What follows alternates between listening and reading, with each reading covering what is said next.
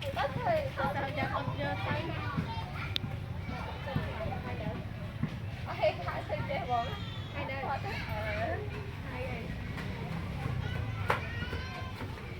Đã ná canh từ xong cho là canh chết thôi bán thì nói chuyện thân sai chụp đi để thế này.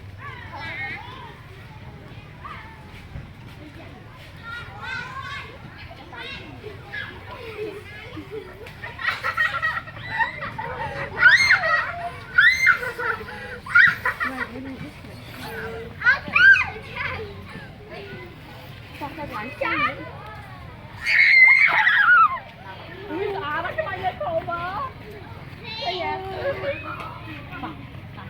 ông một bay này ở phỏ không? Hot đi.